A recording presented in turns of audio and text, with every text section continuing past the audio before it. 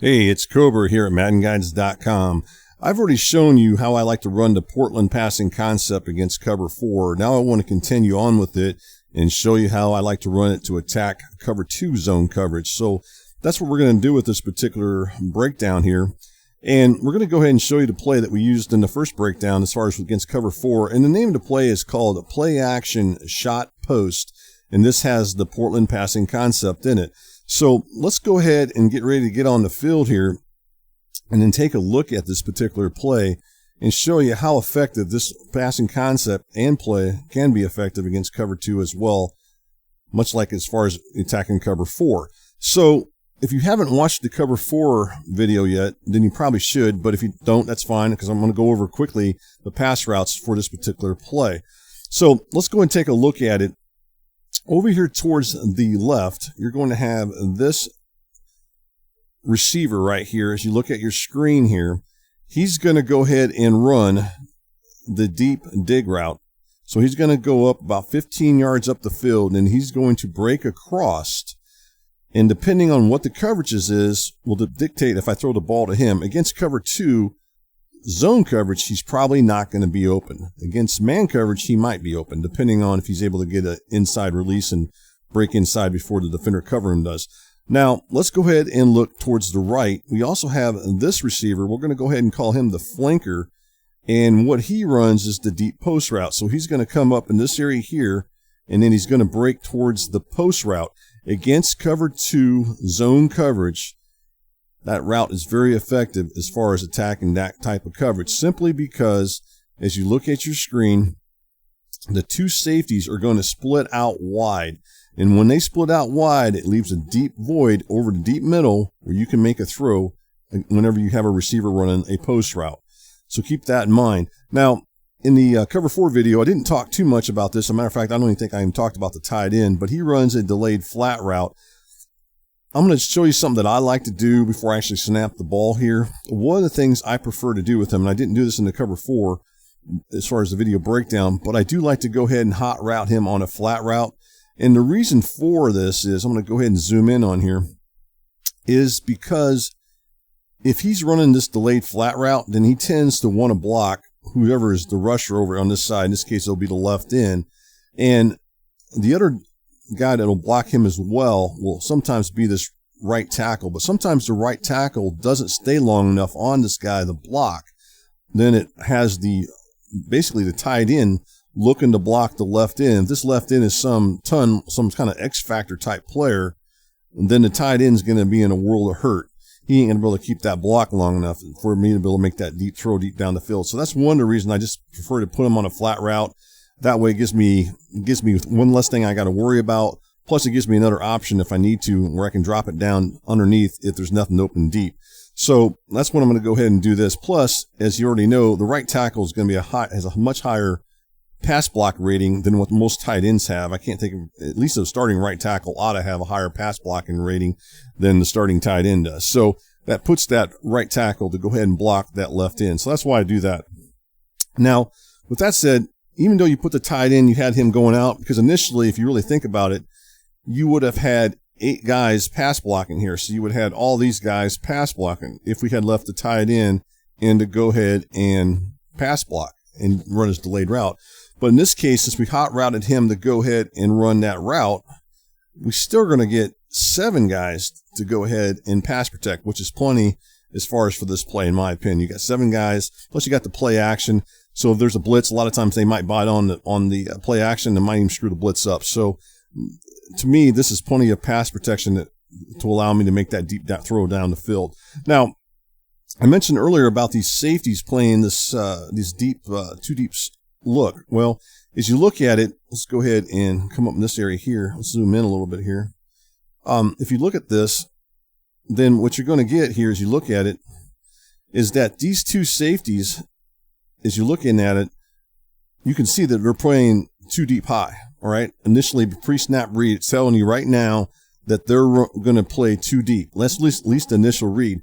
Now, there are some times when in Madden or even the real NFL or even college football that you might get a rotation. So where they're trying to bait you, at least now initially, a quarterback is going to think too deep.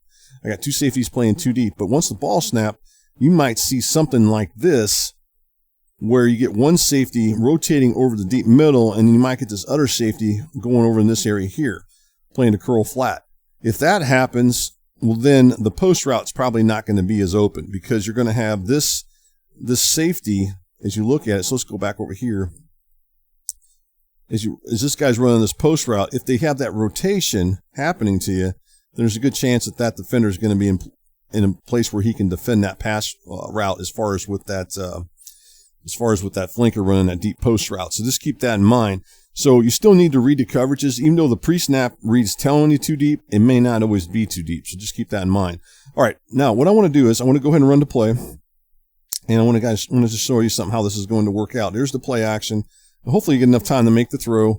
And then right there you can see that receiver gets wide open as he breaks towards the post. Now, the key to this whole thing is, as I said before, is the pass protection, because this is a chance to take a deep shot down the field. But as you know, you have to have the time to make that deep throw down there. And you may not always. I mean, this could take 7 seconds, 5 to 7 seconds for this play to go. And if it takes that long, you've got to hope that offensive line is going to hold up long enough where you can make that throw. In this case, right there's the play action. We're throwing them deep, find them open down there. So that's the nice thing about this play as far as attacking zone coverage. If you come back and you look, I want to show you something else. If you look at this guy right here, that's our receiver who's running that dig route over the deep middle. You can look and tell right now that he's probably not going to be open. He's got all these defenders dropping back. But if you look deep with your quarterback, you can see that they're splitting out. So this tells you it's too deep. You didn't see the rotation or anything. And if you look, you can tell that those two guys are breaking deep, right? Then that tells me that I know once this guy breaks towards the post, as the quarterback, as I'm scanning, then I know I'm probably going to have him open where I can go ahead and make that deep throw deep down the field, down the middle, providing that I get the pass protection that I need there. And if you look at something else here, if we go back and rewind this a little bit, let's go ahead and rewind it. We talked about the tight end going out.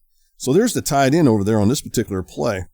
If for some reason I didn't have enough time to throw deep down the field, then I still got the tight end over there where I could just drop it down and complete it. So that's the nice thing about having them out there.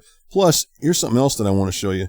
If you look right here, you're going to notice we've got these two guys blocking. I believe it's going to be the right tackle and right guard that are blocking the left end. So I got rid of the tight end where he's not blocking, but I still have a much better chance of keeping that left end off of me by having those two guys blocking. So that's a nice thing. And keep in mind, here's the other thing too. When you think about this play, this really only has 2 pass routes being ran deep. I mean, if you look at it, you got those 2 guys running deep here as you look at it.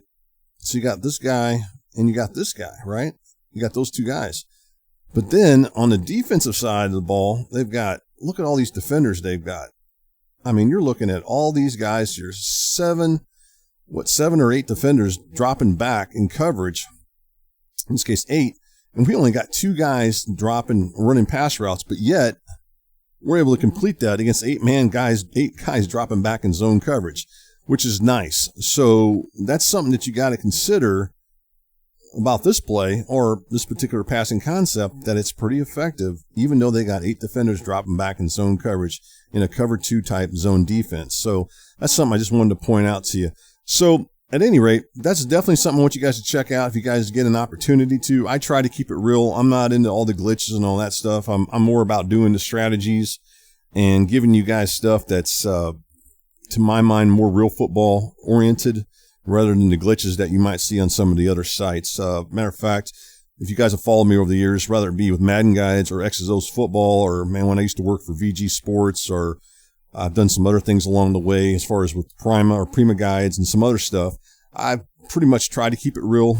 There's been some things I've probably done over the years that have been shady, maybe I regret as far as showing, but for the most part, I'm about X's and O's, and that's what I try to keep it real. Hey, also, while you're here, don't forget to do something for me if you guys can. I would definitely appreciate it if you guys could definitely consider, maybe subscribing to the YouTube channel here at MaddenGuides.com. That'd be great. Make sure you guys hit that bell and just make me feel good. You know, I like to get as many subscribers as I can. This is something I still enjoy doing after 20 years of doing this. I've been doing it since 2001. Technically, I started in 2000, way back when. A lot of you guys might remember me from the BMFL League. And boy, man, that was way back there. Here I'm rambling on, but just kind of give you a little bit of a thing. That was a league that I did way back when, and was doing some breakdowns for that site, or for that league. And then I moved on to this site here, which is called MaddenGuides.com. And it's been around since 2001. So at any rate, I do appreciate you guys. If you guys can spread the word out, I'll continue to keep doing these breakdowns throughout the Madden season. And hopefully, you know, I'm around 50 now, man. I'm getting up there, but I still enjoy doing the breakdowns for you guys. So again, I appreciate it. Just make sure you guys subscribe to the Madden Guys YouTube channel.